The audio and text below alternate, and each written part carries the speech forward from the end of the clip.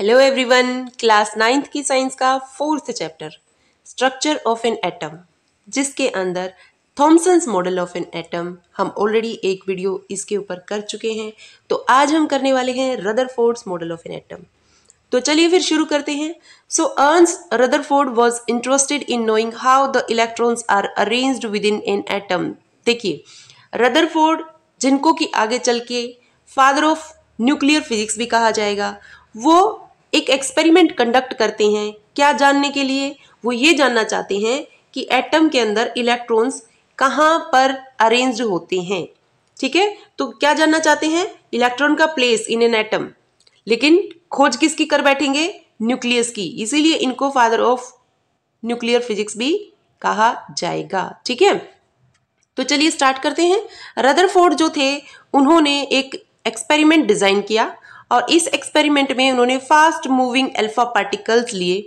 Fast moving alpha particles जिसके ऊपर की पॉजिटिव चार्ज होता है, और उनको स्ट्राइक करवाया किससे? गोल्ड फॉइल से। ठीक है, बहुत ही पतली सी गोल्ड फॉइल ली। अब देखिए, गोल्ड फॉइल लेने के पीछे वजह क्या थी? मतलब वो आयरन की या एल्यूमिनियम की या और किसी मेटल की भी फॉइल ले सकते थे, तो उन्होंने गोल्ड को ही क्यों चूज किया? तो इसके पीछे रीजन है, सबसे पहला रीजन है रिएक्टिविटी। देखिए, गोल्ड जो है वो लेस रिएक्टिव यानी कि नोबल मेटल्स में आता है। ठीक है, नोबल मेटल्स में आता है तो इसका मतलब ये ज्यादा क्या नहीं करता? रिएक्शन नहीं करता, ऑक्सीजन है या सल्फाइड है इन सब के साथ। तो इसीलिए गोल्ड को लिया गया। दूसरा रीजन था मैलिएबिलिटी एंड डक्टिलिटी। ये क्या होता है? ये हम 8th क्लास में मेटल्स एंड नॉन मेटल्स में प्रॉपर्टीज पढ़ते हैं ना। फिजिकल प्रॉपर्टीज में हम मैलिएबिलिटी देखते हैं, जिसके अंदर की मेटल को मैलिएबिलिटी, जिसके अंदर मेटल को किस में चेंज किया जाता है? शीट्स में। ठीक है, पतली शीट्स में। और डक्टिलिटी, जिसके अंदर की मेटल को किस में चेंज किया जाता है? वायर में। ठीक है, वायर जो है वो ड्रॉ की जाती हैं। और गोल्ड जो होता है ना, गोल्ड इतना ज्यादा मैलिएबल और डक्टाइल मेटल है कि उसकी 2 ग्राम अगर आपने गोल्ड ले लिया है तो उसकी 2 किलोमीटर लंबी वायर खींची जा सकती है। जी हाँ, तो most ductile and most malleable metal है हमारा गोल्ड, और इसीलिए पतली सी फॉइल उसकी ली गई रदरफोर्ड के द्वारा टू कंडक्ट हिज एक्सपेरिमेंट। तो देखिए, he selected a gold foil because he wanted as thin a layer as possible। तो as thin a layer as possible ये तो तभी हो सकती है जब वो जो मेटल है वो बहुत ज्यादा मैलिएबल या डक्टाइल हो। This gold foil was about 1000 atoms thick।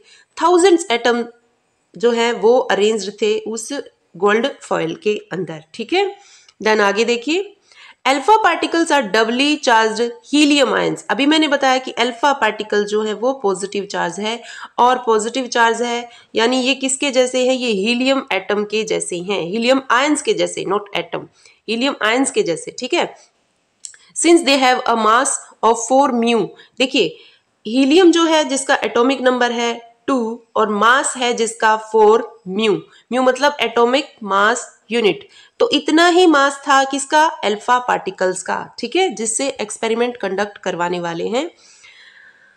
And the fast moving alpha particles have a considerable amount of energy. It was expected, देखिए एक्सपेक्टेशन क्या थी रदरफोर्ड की जब वो ये एक्सपेरिमेंट कर रहे थे, that alpha particles would be deflected, कि अल्फा पार्टिकल जो कि पॉजिटिवली चार्ज हैं वो डिफ्लेक्टेड हो जाएंगे। क्या हो जाएंगे? डिफ्लेक्ट, यानी कि ऐसे मुड़ जाएंगे। क्यों मुड़ जाएंगे? By the subatomic particles in the gold atom. ठीक है, क्या एक्सपेक्टेड था कि alpha particles would be deflected by the subatomic particles in the gold atom. ठीक है, डिफ्लेक्ट हो जाएंगे। Since the alpha particles were much heavier than the protons. देखिए, अभी बताया ना डबली चार्ज, ये बहुत ज्यादा जो अल्फा पार्टिकल्स लिए गए ना ये बहुत ज्यादा हैवी थे as compare to protons. Protons जो कि 2000 टाइम्स हैवी होते हैं किससे? इलेक्ट्रॉन से। उससे भी हैवी थे alpha particles. He did not expect to see large deflections. उनको ये तो था कि डिफ्लेक्शन तो होगा लेकिन ज्यादा डिफ्लेक्शन नहीं होगा, क्योंकि ये ज्यादा हैवी है एज कंपेयर टू प्रोटॉन। ठीक है, देन आगे देखिए, एक सेकेंड, हाँ जी, ये देख लीजिए, यहाँ पे एक्सपेरिमेंट दिखा रखा है।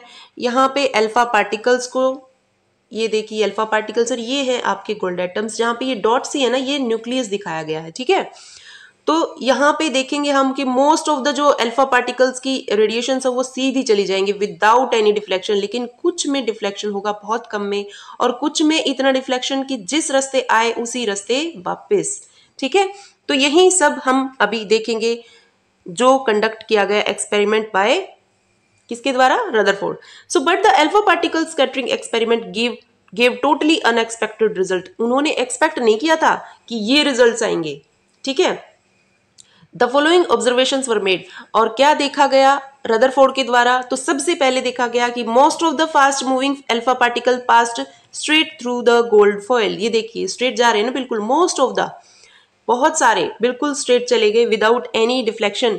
सम ऑफ द, उन्होंने एक्सपेक्ट क्या किया था, उन्होंने एक्सपेक्ट किया था कि डिफ्लेक्शन तो होगा लेकिन बहुत कम एंगल पे होगा, क्योंकि अल्फा पार्टिकल जो है वो बहुत हैवी है एज कंपेयर टू प्रोटॉन। तो प्रोटॉन ऑलरेडी प्रेजेंट है इसमें एटम के अंदर। ठीक है, सो अगला उन्होंने क्या ऑब्जर्व किया, some of the alpha particles were deflected by foil by small angles. यहाँ पे देखा ना कि बहुत ज्यादा तो स्ट्रेट चले गए, कुछ में डिफ्लेक्शन आया स्मॉल एंगल का। सरप्राइजिंगली, और क्या देखा कि सरप्राइजिंगली वो हैरान हो गए ये देख के कि 1 out of every 12,000 particles appear to rebound, मतलब जिस रास्ते आए उसी रास्ते वापस। ठीक है, और उन्होंने क्या बोला, in the words of Rutherford, उन्होंने क्या बोला, this result was almost as incredible as if you fire a 15-inch shell at a piece of tissue paper and it comes back and hits you.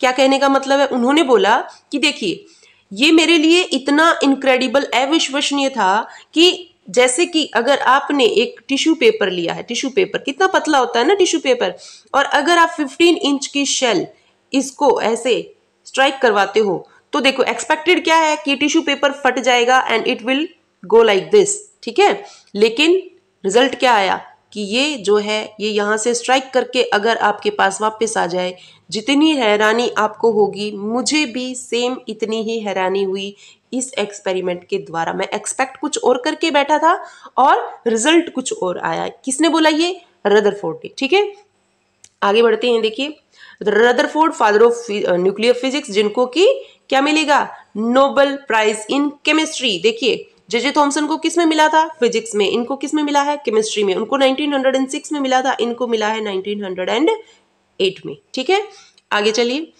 Late us think of an activity in an open field to understand the implications of this experiment. तो हमें बोला गया है कि ये जो भी implications आए ना यहाँ पे जो आपने रीड किए हैं उनको समझने के लिए चलिए एक एक्सपेरिमेंट करते हैं। तो आप क्या कीजिए, let a child stand in front of a wall, एक दीवार के सामने एक बच्चे को आप क्या कीजिए, खड़ा कर दीजिए। ठीक है, इन front of a wall with his eyes close, उसको बोलिए कि बेटा आंख बंद करके खड़े हो जाओ। लेट हिम थ्रो स्टोन्स, और उसको कुछ पत्थर दे दीजिए मारने के लिए, इस पे स्ट्राइक करवाने के लिए दीवार पे। ठीक है, फ्रॉम अ डिस्टेंस। ठीक है, ऐसा करेंगे तो आप क्या देखेंगे, he will hear a sound, जब भी वो एक पत्थर दीवार पे मारेगा तो उसको आवाज सुनाई देगी। ठीक है, when each stone strikes the wall.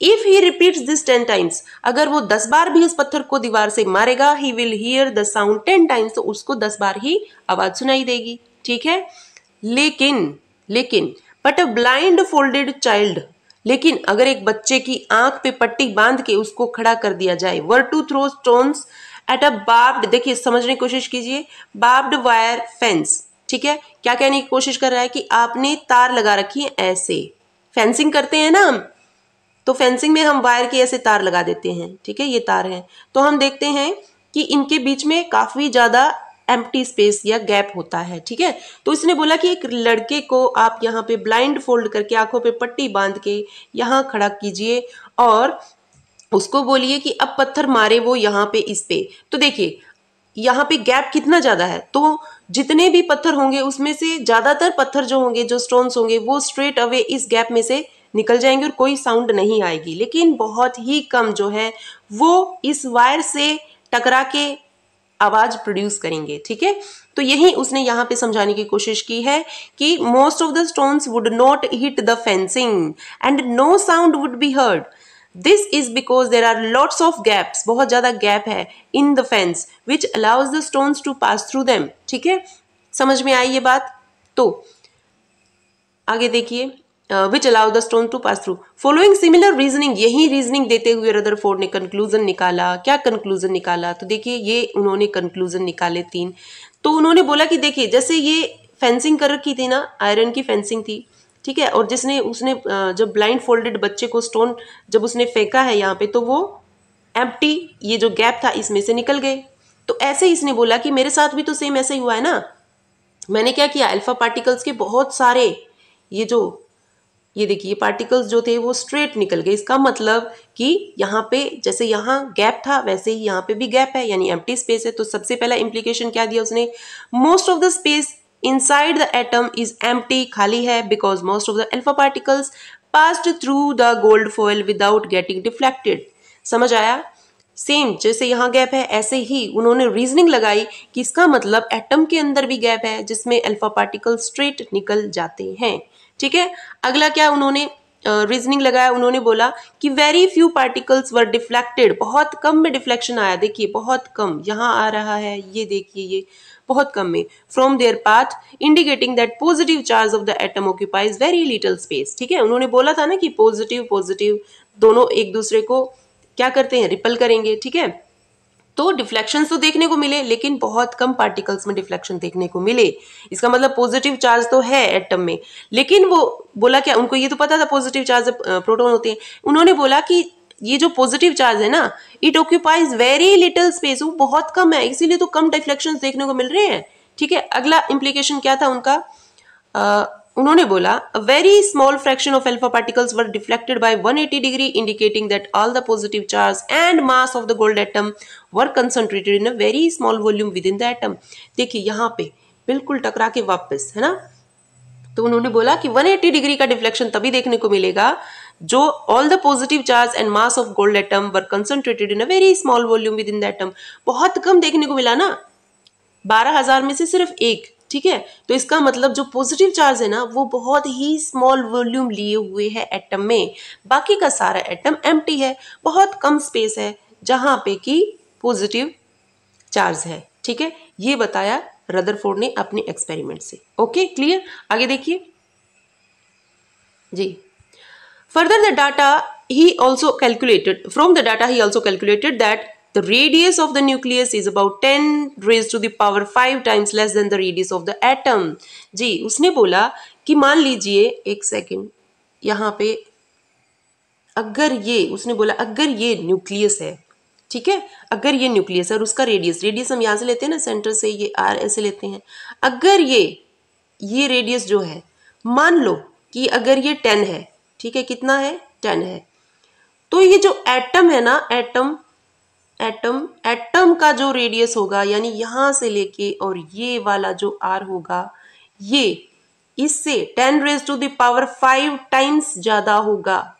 ठीक है, कितना होगा, 10 raise to the power 5 times ज्यादा. ठीक है, 1,00,000 गुना ज्यादा हो जाएगा इससे. ये जो यहाँ वाला था ना, इससे ये वाला जो रेडियस है पूरे एटम का, यानी रेडियस ऑफ न्यूक्लियस से radius of atom 10 raise to the power 5 times ज्यादा है. या ऐसा बोल दिया जाए कि जो एटम का रेडियस है ये वाला, इससे जो न्यूक्लियस का एटम है वो 10 raise to the power 5 times less है. ठीक है, यानी कि पॉजिटिव चार्ज बहुत ही कम वॉल्यूम घेरे हुए है एटम में. क्लियर हो गई ये बात? ठीक है, on the basis of his experiment Rutherford put forward the nuclear model of an atom which had the following features. उन्होंने क्या बोला, ये जो मॉडल उन्होंने पुट फॉरवर्ड किया, there is a positively charged centre in an atom, बिल्कुल ठीक है, जिसको न्यूक्लियस कहा जाता है, ये बात भी ठीक है.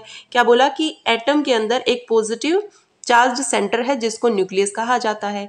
Nearly all the mass of an atom reside in the nucleus. अगर आपको बोला जाए कि एटम का मास बताइए, भार बताइए कितना है, तो भार अगर आपको न्यूक्लियस का पता है तो वही एटम का होगा, क्योंकि पूरा का पूरा मास जो होगा ना वो एटम के न्यूक्लियस में ही रिजाइड करता है. ये बात बोली किसने, रदरफोर्ड ने, जो कि बिल्कुल ठीक थी. आगे देखिए, the electrons revolve around the nucleus in a circular path. ठीक है, ये न्यूक्लियस है ना और इलेक्ट्रॉन्स सर्कुलर पाथ में ऐसे घूम रहे हैं. किसने बोला, रदरफोर्ड ने. अब उन्होंने ये तो बोल दिया कि सर्कुलर पाथ में रिवॉल्व करते हैं कौन, इलेक्ट्रॉन्स, किसके सराउंडिंग, न्यूक्लियस के सराउंडिंग. लेकिन उन्होंने ये नहीं बोला कि क्या कौन सा ऑर्बिट होता है, कौन सा एनर्जी लेवल होता है, जस्ट इतना बोल दिया उन्होंने और यहीं से उनके ड्रॉबैक्स आ गए। तो देखिए the size of the nucleus is very small as compare to the size of the atom. ठीक है, ये ऑलरेडी यहाँ पे हम बात कर चुके हैं यहाँ। ओके, सो इतना कुछ बोलने के बाद फिर हम देख लेते हैं उनके ड्रॉबैक्स। ठीक है, drawbacks of Rutherford's model of the atom. तो जो बात उन्होंने यहाँ पे बोली थी ना, कहाँ पे, ये वाली, ठीक है, यही इनका नेगेटिव पॉइंट साबित होती है। कैसे? तो देखिए ड्रॉबैक्स में the revolution of the electrons in a circular orbit. क्या बोल रहे हैं? एक सर्कुलर ऑर्बिट में अगर रिवोल्व कर रहे हैं electrons, is not expected to be stable. तो अगर उन्होंने बोला कि रिवोल्व कर रहे हैं तो वो स्टेबल नहीं है। क्यों नहीं है स्टेबल? क्योंकि देखिए किसी भी चीज को जब तक उसके पास एनर्जी होती है तब तक ही वो रिवोल्व करता है।